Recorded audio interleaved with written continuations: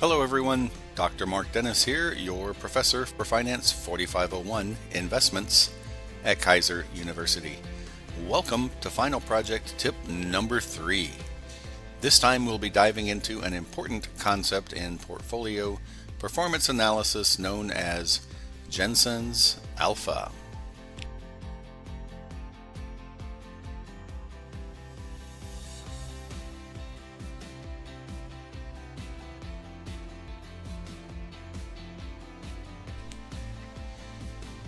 Before we get into the details surrounding Jensen's alpha, just a quick reminder.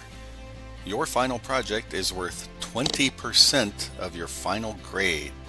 So skipping it or turning it in late can absolutely wreck your chances of doing well in this course. Make sure you submit all assignments. Don't leave points on the table.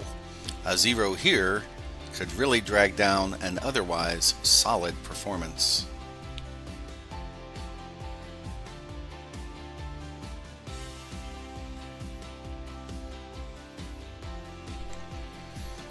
In your final project, you'll compare and contrast 4 performance metrics: the Sharpe ratio, the Trainer measure, Jensen's alpha, and the Modigliani measure, also known as the M-squared measure, or simply M2 for short. You'll be working with hypothetical portfolio data to analyze how these metrics reveal different insights. Each of these tools evaluates risk-adjusted performance, but they do so in slightly different ways. This session focuses specifically on Jensen's alpha, but keep in mind that understanding all 4 is key to scoring well on the project. Conduct your analysis by producing a formal, detailed, 3 to 5 page minimum essay, including incorporation of Excel spreadsheets and charts as needed, along with multiple APA sources and citations. Make sure your essay includes definitions and origin of each risk-adjusted portfolio measurement technique. It should also include performance measurement calculations for each portfolio. Rank each portfolio in order of preference for each measurement technique, and discuss why different portfolio measurements may lead to a different ranking.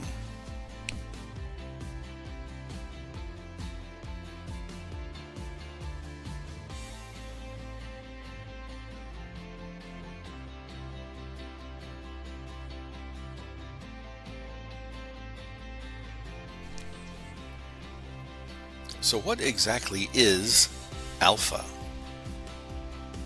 Alpha represents an investment strategy's ability to generate returns above the market average.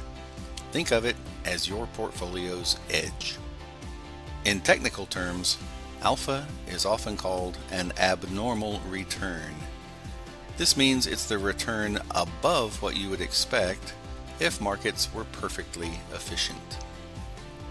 You will often see alpha discussed alongside beta, which measures a portfolio's sensitivity to market risk. Here's a tip. You can use this definition when writing up your project analysis. Just make sure you paraphrase and cite correctly.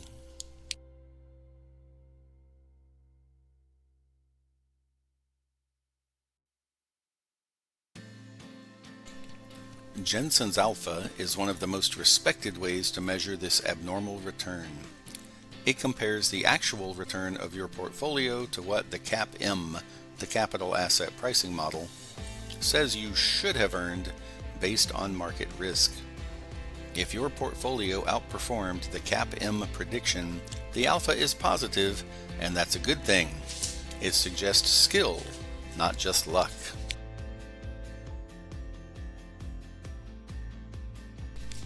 This measure is often used to assess fund managers and their ability to consistently generate excess returns after adjusting for risk.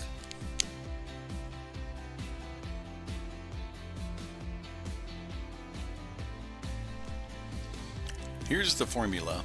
Let's break it down. Alpha equals R sub I minus R sub F plus beta times the difference between R sub M and R sub F, where R sub I is the portfolio's return, R sub M is the market return, R sub F is the risk-free rate, and beta is that of your portfolio. You're comparing what your portfolio actually did against what it should have done according to the capital asset pricing model, or CAPM. The difference between the two is alpha. If alpha is positive, your portfolio beat expectations. Here's another tip. Make sure you understand the components here, especially how beta and the market return interact.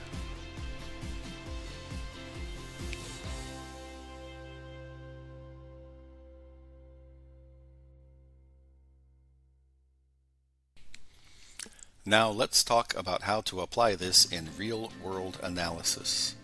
Suppose you are comparing two mutual funds. Both funds returned 12%, but one has a much higher risk level. Would you value them equally? Probably not. Jensen's alpha helps us determine which one actually delivered a better return after adjusting for risk. If alpha is positive, we say that the manager has beaten the market. If it's negative, this manager has underperformed. It really is simple as that.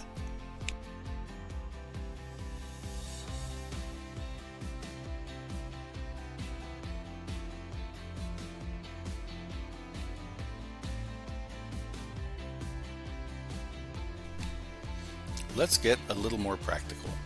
In your project, you will calculate alpha for a few hypothetical portfolios. Again, here you see the Excel formula that applies for portfolio A.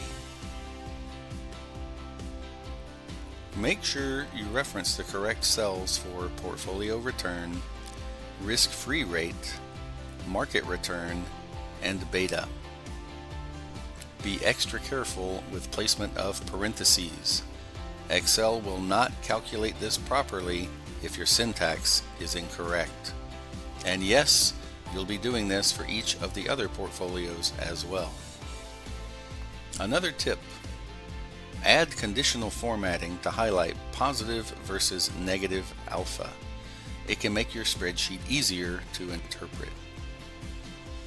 Also, the 3-month U.S. Treasury bill is a useful proxy for the risk-free rate because the market considers there to be virtually no chance of the U.S. government defaulting on its debt obligations.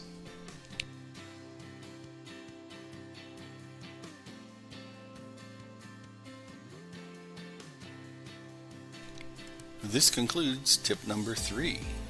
Stay tuned for one final tip in week number 4. As always, reach out if you have questions. See you online.